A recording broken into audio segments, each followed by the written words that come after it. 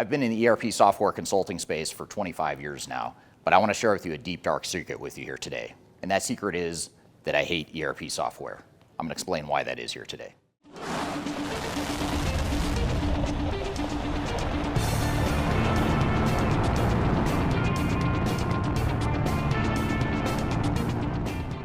My name is Eric Kimberling. I'm the CEO of Third Stage Consulting. We're an independent consulting firm that helps clients throughout the world with their digital transformation and ERP software journeys. And I've been in the ERP software space for about 25 years now. I started at PricewaterhouseCoopers back in the late 90s. And over the years, I've done everything from SAP consulting to Oracle consulting to Microsoft to other types of ERP systems as well as a lot of ERP software selections and evaluations and implementations. And over the years, I've learned to love and hate ERP software. I love the potential of ERP software. I love the fact that it can be a real game changer for organizations. But what I don't like about ERP is that it can be super costly, super expensive, super risky, and super disruptive to organizations. So what I want to do today is share with you the reasons why I hate ERP software, with the ultimate goal of not just venting to you, the audience, but also to share with you some tips on how to not become jaded like I am and not to dislike ERP software and actually turn it for a good thing for your organization. Before we dive too far into today's content, I want to share a little bit of information about Third Stage Consulting and who we are. Third Stage Consulting Group is an independent, technology-agnostic provider of consulting services to help clients through their digital transformations. We help with digital strategy and software selection, as well as implementation planning. And during implementation, we provide services related to program management, organizational change, business process improvement, as well as enterprise architecture. These are just some of the services we provide. We have offices in North America as well as Europe and Asia Pacific. So if you'd like to learn more, I encourage you to check out our resource center, which includes a number of resources that will help you through your digital transformation, and you can access that for free using the QR code here or the links below. You can also reach out to me directly if you'd like to discuss your digital transformation and brainstorm ideas on how to improve where you're headed on your journey. Now let's jump back into today's content. The first reason why you may not like ERP software like me is the fact that a lot of ERP systems, if not most of them, are monolithic and cumbersome. And what I mean by that is they're outdated. They're big, large, transactional-based technologies that are meant to house a lot of transactional information. It's meant to integrate data and workflows across organizations and different workflows. But at the end of the day, it's very difficult for these big, massive systems to keep up with the changes that most businesses require. Now, software vendors listening and other consultants in the space might argue, well, but these big software vendors have a lot of R&D dollars to invest in making the software better. And that is true. They do have a lot of money to invest in new technology. But the downside is that these technologies simply cannot change fast enough to keep up with the changing dynamics of the world around us. And this is especially true for organizations that are going through their own unique individual changes. It's quite literally impossible for any organization to continue to grow and change and evolve as it needs to, and for the ERP system to keep up with that change. So these are some of the challenges that need to be considered, and that fact that a lot of ERP systems are monolithic and cumbersome is something you should keep in mind and make sure that you're considering or evaluating as part of your ERP software selection process.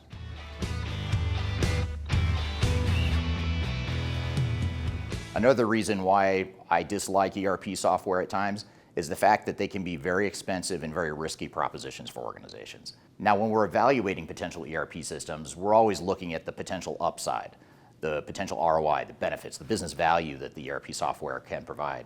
And while those benefits are real, or the potential benefits are real, the other reality is that these propositions, these implementations are expensive and risky. The reason for this isn't because there's something inherently wrong with ERP software. The real reason is because ERP systems are broad, largely integrated systems that affect an entire organization. So in other words, you're not just putting a small part of your business at risk. Chances are pretty high you're putting your entire business at risk, or at least a large subset of your organization. And that's both the blessing and the curse of ERP software, is that they're fully integrated systems. They can handle end-to-end business processes and workflows, but the downside is now you're putting those end-to-end business processes and workflows at risk. If there's a problem with the way you've implemented the solution, it becomes much more than a technical problem. It becomes a budgetary problem because you're likely to spend a lot more time and money getting the system to do what you want it to do. But perhaps even more importantly, you're also putting your operations at risk.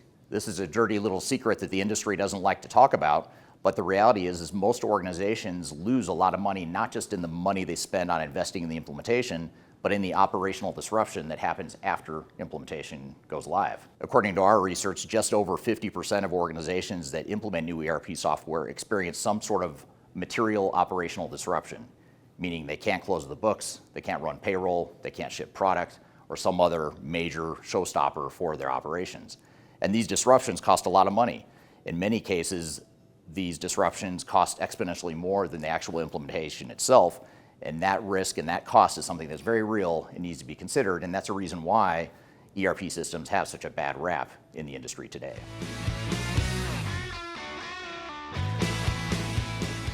Another reason why I dislike ERP systems at times is because ERP systems are trying to be everything to everyone.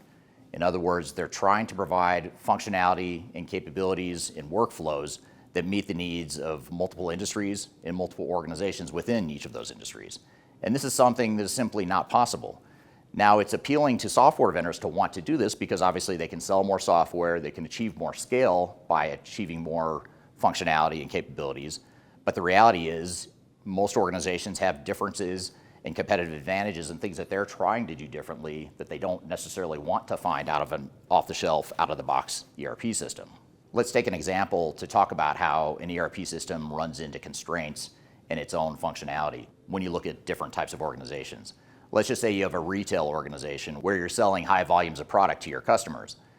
That is a distribution volume-based game that requires certain types of business processes that are very unique to the retail industry. Let's compare that to a complex engineer order manufacturing organization that makes really big, expensive, low volume, complex products. That's a very different business model, a different set of business processes and workflows and data requirements that are very different than the retail example I gave. But yet, most ERP vendors are trying to sell their software to these multiple disparate industries. And even if you find a solution that's focused on just one industry or a small subset of industries, even in those cases, you find that your needs and your competitive advantages are going to be different than your peers. Not to say all of the functionality is not a good fit for you, but chances are pretty high you're going to have trouble fitting into an ERP system that's trying to be everything to everyone. So that's one thing to consider, and that's one of the big limitations of ERP systems is that they simply cannot be everything to everyone across multiple industries.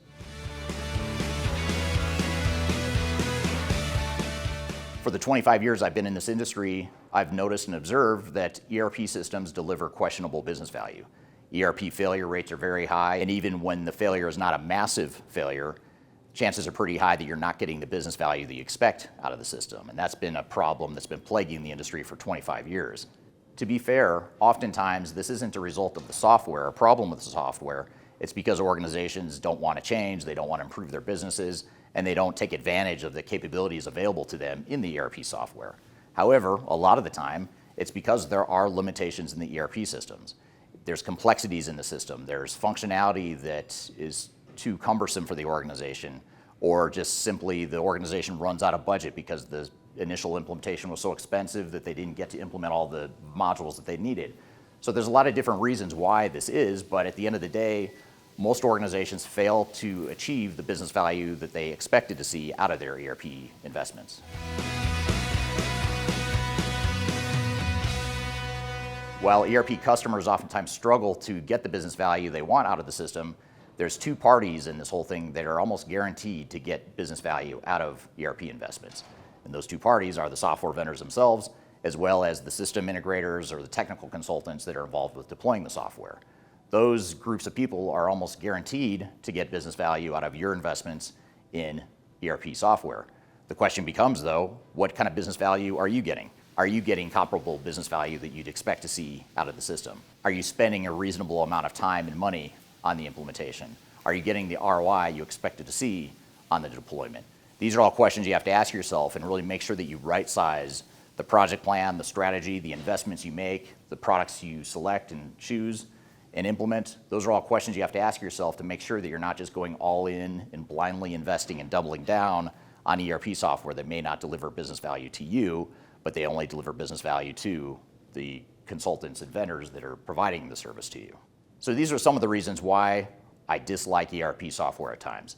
I'm not planning on going anywhere. I love the work that I do, but at times ERP software drives me crazy. I have a love-hate relationship with it and with the industry, And that's why I've committed my career to helping organizations make better decisions and be smarter about how they deploy ERP software in a way that makes sense for them as an organization.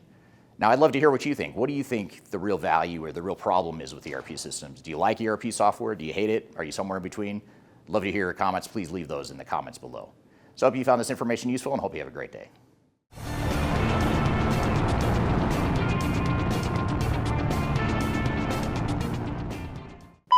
How did I start that? I said, I've been in, okay. Now when we're looking, you can go, we're not. We're waiting. Unless you want to be in it, you can. Sure. You too, I like your suit. ERP systems aren't bad news for everyone necessarily. Wow, that didn't make any sense. That's it. That's all.